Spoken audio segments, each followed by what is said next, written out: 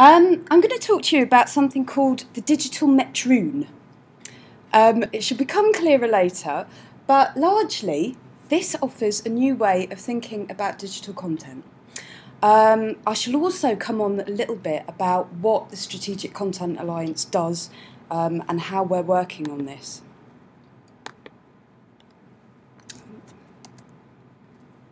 Okay, so back to ancient Greece. Now, I'm not a classicist in any way, shape or form, but I did think that this was quite an interesting allusion that I'd actually heard someone else talk about. So, back in ancient Greece, there was the Digital Agora, the town square, largely, where most of the discussion, the assembly point, the centre of athletic, artistic, spiritual, political life of the city actually happened. And so we're told that was the birthplace of democracy. That discussion, that place of discourse was largely around or created democracy. There was also something called the Metroon. And largely this was a temple that was dedicated to Demeter. And it was filled with all of the papers related to civic life. Everybody was allowed to access that place. Everybody was allowed to copy the papers that they found there. Now, how often people actually went into it, I don't know. But it was seen as a very, very important part of civic life. And, you know, all were allowed to go in there. All right, so you can see where I'm going with this. The Digital Agora and the Digital Metroon. So, largely, I would argue that we do have a Digital Agora. Through Twitter, through Facebook, YouTube, Flickr, you name it, there are places where we can have that social discussion, we can have that discourse. At the minute, it's all a little bit of an odd subject, it's all quite unsubstantiated, and obviously the situation with the BBC isn't great. But depending on your geographical location, it is largely free, you don't have to pay for it, and it is largely open to all, as I say, according to geographical location. So the Digital Metroon, that place where we think of being the centre of civic society, where we have all of those papers related to how we live our lives, how we research, what our heritage is, our culture largely. Have we got access to that? Well, I would say largely digital scholarship has taken us to places that we didn't think was possible. There is a revolutionary change in terms of how we access material digitally. However, and here's the question, and I think I'll find lots of people who agree with me in this room. Are all those resources free, and are they all open to all? I don't think so. Have we created that idea of a digital public space where the public interacts with the social and civic documentation, the heritage documentation of the time? I don't think so. You can argue with me about that, but I'm going to come on to it later about how we can actually change that. Okay, apologies for the picture. I don't really like this, but I thought it would be quite nice to actually extol the virtues of the JISC vision around content. So what we want to do is to create that digital metroon. We want to create a digital, sustainable and growing UK collection of digital content, specifically for research and education. Essentially, that collection would be interoperable, integrated, and it would be embedded within the social activities of citizens. I mean, largely, obviously, coming from JISC, our focus is mainly teachers, learners and researchers. But actually, we do have a responsibility to the wider public as well, and we're aware of that, and we want to nurture that, really. And also, we see it as a nexus for creativity. This is where we are able to create resources that actually create investment, entrepreneurial activity. You've heard all of this before, I'm quite sure, but I think it's worth mentioning. All right, so just as a reminder, what JISC does around content. Lots of us, I guess lots of people would say, oh, digitisation. We know them for digitisation. Yes, we do that. But there's a whole lot more to boot. Content enhancement is something that we've really taken to heart in the current programme of JISC content projects.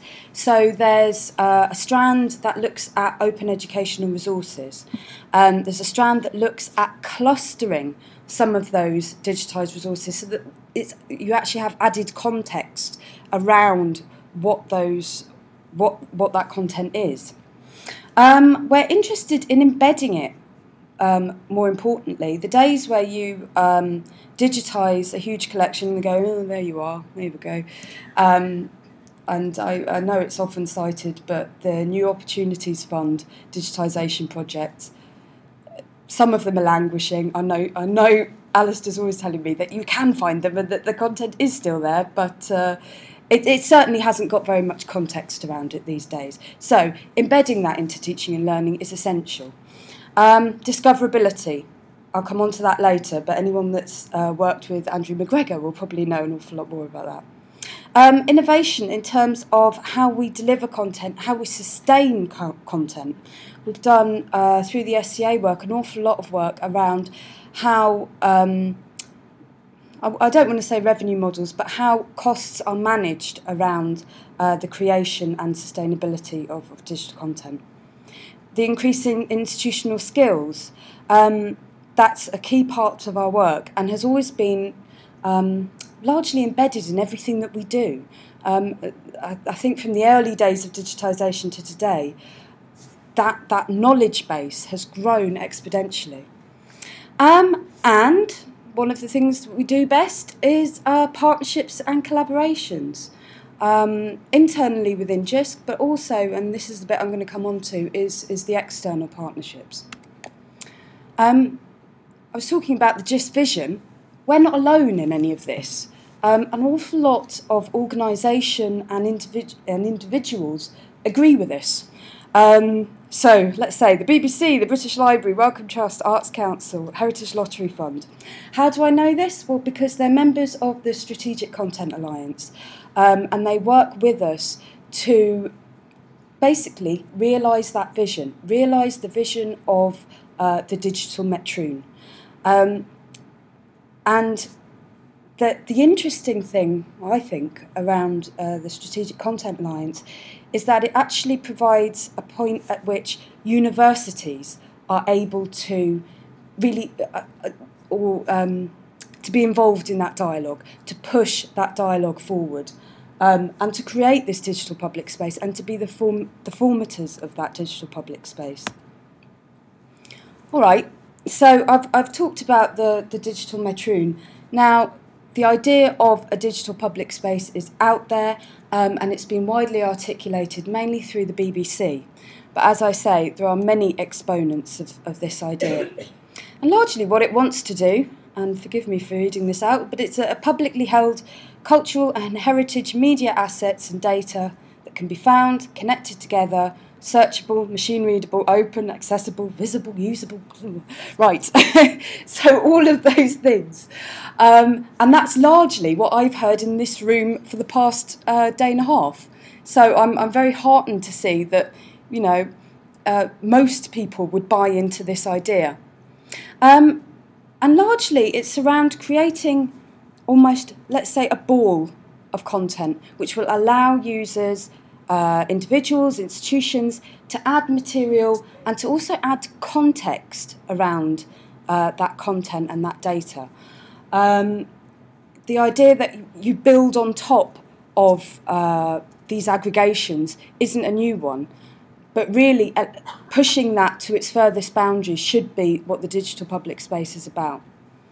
And largely that's only going to come about through partnership. Strategic partnership between the big organisations to make sure that we all agree that this is the direction of travel that we're moving towards, and setting in place the foundation for that actually to happen.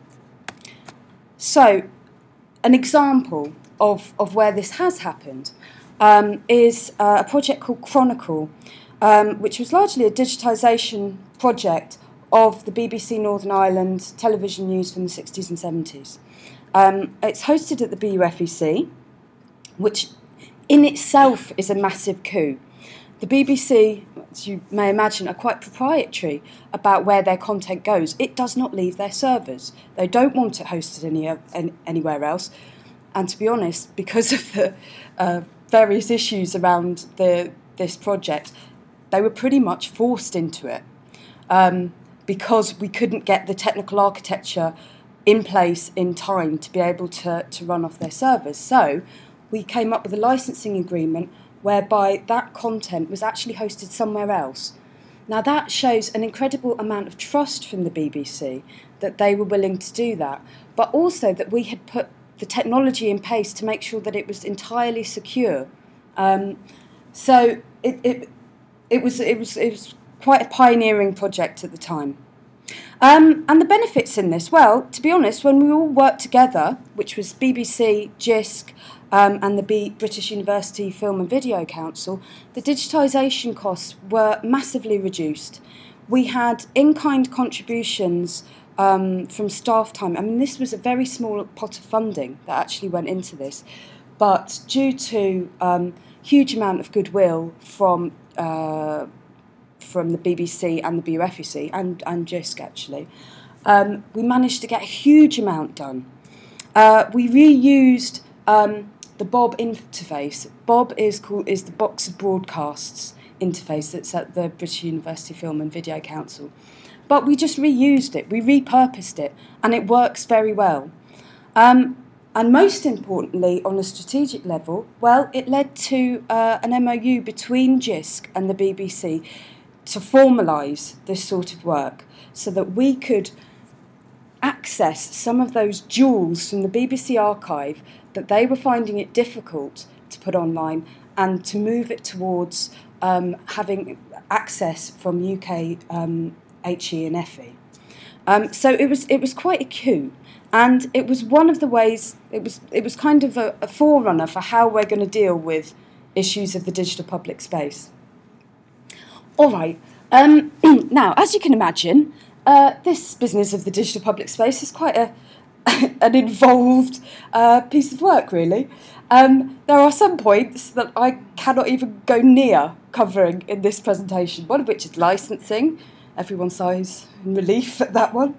Another is a UK strategy for content.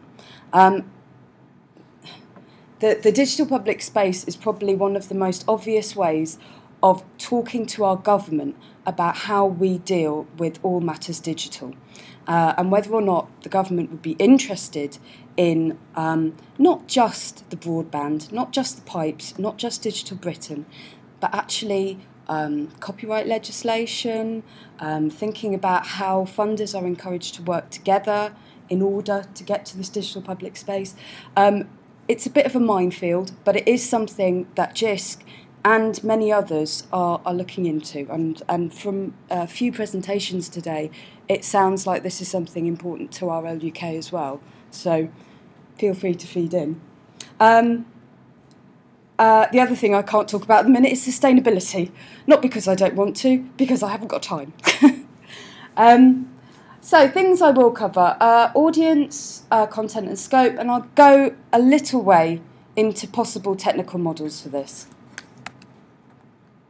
I wanted to think a little bit. As I say, the digital public space is enormous. How on earth do we start thinking about it? How on earth do we, you know, in any way start realising it? Well, we thought, or a few funders thought, actually, let's start thinking about it by theme.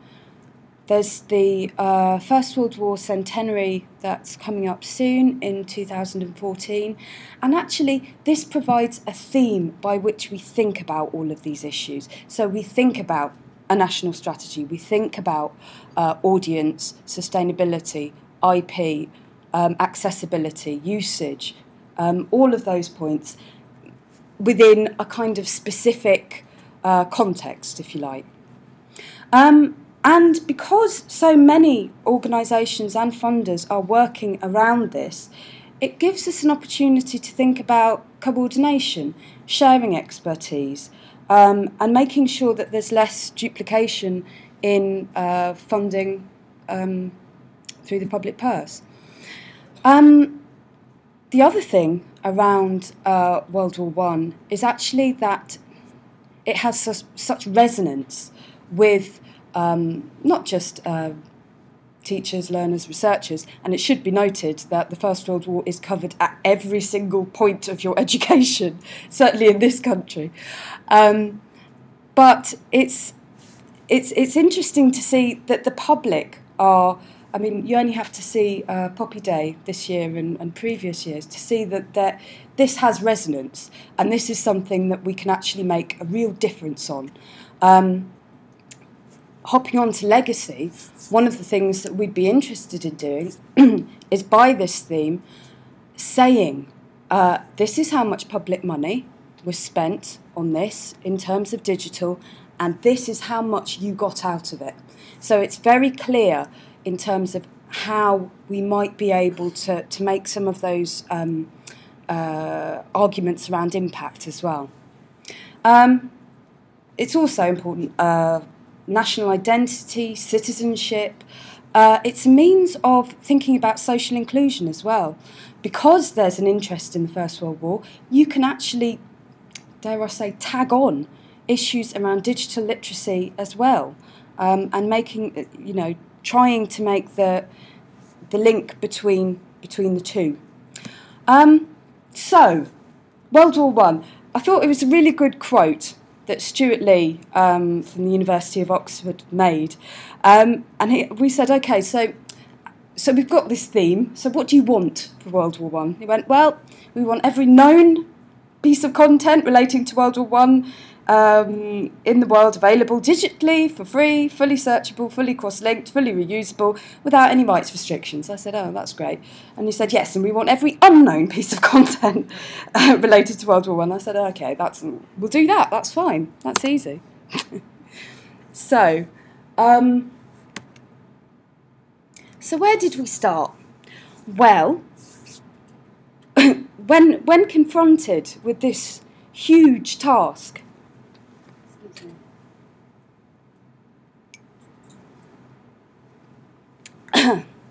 we thought, actually, we don't know an awful lot about what learners, teachers, researchers are doing around World War I. What are they learning actually in UKHE?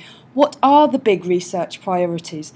We realised that we hadn't actually scoped any of their requirements. So therefore, how could we possibly provide them with what we need, with what they need? So King's College London, and Patricia, who's sitting right there, did a great piece of research and looked at those questions that get seldom asked when we're actually thinking about the collections that we make available. And that is, what are the teaching, learning and research priorities? What content is available, not just digitally, but in an analogue form? And I should say that King's did an absolutely wonderful job, but my God, it was a big job.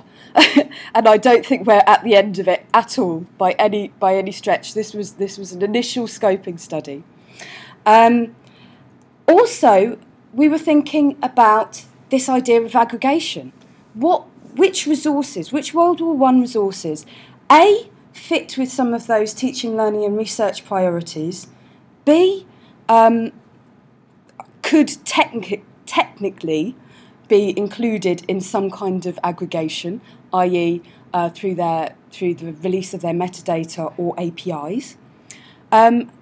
Legally, which collections were licensed in a correct way, and which weren't covered by a paywall and had a publisher's subscription model around them. So this was a bit of a big ask, but as I say, KCL did very well in doing this. And it then led into the next phase. So that was the scoping work, and I think that was so important in terms of what we were trying to do. So the next phase was to create this aggregation of World War I collections. And this is currently being undertaken by MyMass. And it's a proof of concept. It's looking at making that World War I content more discoverable, and also building an aggregation API using the JISC discovery principles. It takes this idea of a distributed umbrella approach to data and to creating that aggregation. However, when we were doing the work, well, when KCL were doing the work, and since MyMass have taken it up, there are very few collections. Let me just go back to the previous. There are very few collections that can actually be included in this aggregation, specifically around technical issues.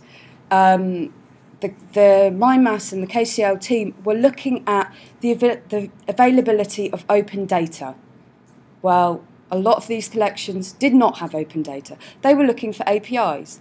Most of them did not have APIs. MyMass, just flip back onto the next one, MyMass has had an absolute uphill struggle in working with those collections, which I think are only about 6 or 7 at the minute, to handhold them through making their data available and through creating their APIs. Now, Andy McGregor was actually talking about this yesterday and said it's going to be a lot easier for MyMass to then create an API on top of these things because they will have been the ones that helped develop them. That's a bit of a flaw in the plan. But one thing that it showed us, and concrete evidence, is that the open data is not there. The APIs are not there, and it leads me to believe that there's a deep issue as to why that's not there. I think it's probably one of consciousness, of understanding. You know, this is new and difficult stuff, but perhaps the skills haven't kept up with this, or that there are those internal institutional barriers as to why content hasn't been made open. Metadata hasn't been made openly. So these are some of the things that I think we should be thinking about in the future. As I say, that was the distributed model. There is another way, or there is a complementary way, really. When we're talking about sharing, exposing, aggregating data, yes, that can be done on a wider distributed level. But actually, should we be also thinking about building infrastructure to support institutions that haven't quite got there with creating linked data, or what do they do with it, even with hosting content? I'm saying smaller institutions here, but it's not necessarily size here that counts. It's more about how we nurture and create an infrastructure for content and data. And, you know, we've kind of gone along with the idea that, you know, we work with lots and lots of different data sets, and we build on top of that, and we think quite high up. Well, I think that's probably the best way to do it. But I think we do also need to think about that, the idea of an infrastructure that will underpin and help people with that process as well. Having said that, it's not an easy thing to do. It's getting funding, because obviously we're also not talking about one sector, are we? We're talking about, you know, various cultural heritage. We're talking about libraries, museums, archives, very, very across the piece kind of view of content that's available. And having some kind of co-opted model, by co-opted I mean co-funded and also co-governed model for a national infrastructure is not easy. And then, as Alistair was saying, you know, Europeana are doing that at a European level. So should we be actually just working with them more? It's quite a difficult question to ask. And also you have the issues of the licensing framework, what's in scope, who is this for? I've always thought about it in terms of those institutions that are having difficulties in making their data open. But then, you know, who are those institutions and how do you help them best? So that's just a big question. That's just a big question. Anyway, just as a bit of a disclaimer, Rome wasn't built in a day, neither was Athens, and certainly this idea of the digital public space, I think it's been going on for years, and it will continue to, and I very much hope that it does continue to. But, you know, we need to be realistic about what we can achieve. Anyway, thank you very much for listening, and hooray, you've done it! Yay! Thanks.